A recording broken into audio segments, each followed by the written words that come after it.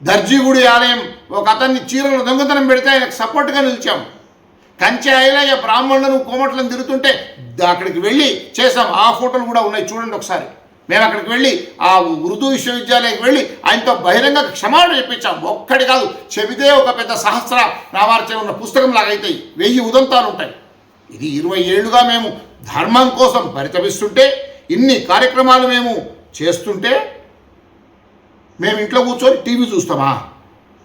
నేనే ధర్మ సమ్రాట్ స్వరూపానంద సరస్వతి స్వామివారి గురువందనం ఏర్పాటు చేసి పోలీసుల ద్వారా దాడులు చేసే వాళ్ళను నిలువరించిస్తే, ఆయన గౌరవం కల్పిస్తే, ఎన్నో బెదిరింపులకు ఎదుర్కొని నేను ధైర్యంగా కార్యక్రమం చేస్తే ముక్కు తెలియదు, మొహం తెలియదు, బత్తాయి పళ్ళు వెటకారంగా, వ్యంగ్యంగా, పైశాచికంగా వాటి నేను పండ్లను పిండి పిండి పిండి తాగిస్తా అంటావా? ఎందుకు? నేను గురువందనం చేసేందుకు తాగిస్తావా? బ్రాహ్మణులందరినీ మేము ఆదుకున్నందుకు తాగిస్తావా? అర్చకుల పక్షాన్ని నిలిచినందుకు తాగిస్తావా? ద్వైతాద్వైత విశిష్టాద్వైత సిద్ధాంతాలకు సంబంధించిన అన్ని సంప్రదాయాల అర్చకులు, పురోహితులు, వేద పండితుల పక్షాన్ని నిలబడుతున్నందుకు తాగిస్తావా? బత్తాయి పండ్లు ఒత్తుకుంటూ ఎందుకు తాగిస్తావు? స్వామివారి పట్ల అపార గౌరవం ఉన్నందుకు తాగిస్తావా? నీ సిద్ధాంతం, నువ్వు మాట్లాడుతున్న విధం, ఆ బత్తాయి పండ్లు ఒత్తే విధానం చూస్తే జబర్దస్త్కు మనకొస్తా ఉంటున్నారు నిన్ను.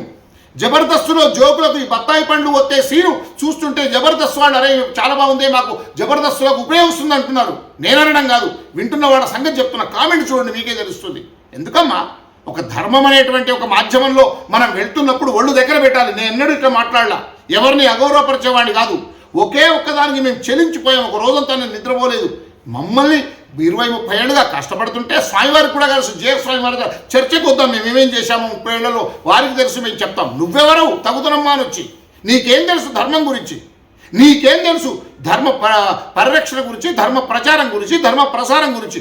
ఏదో నలుగురు వీడియో ఆదరిస్తున్నారని చెప్పి ఎట్లా పడితే అట్లా మాట్లాడతావా? ఎవరి మీద పడితే అట్లా మాట్లాడతావా?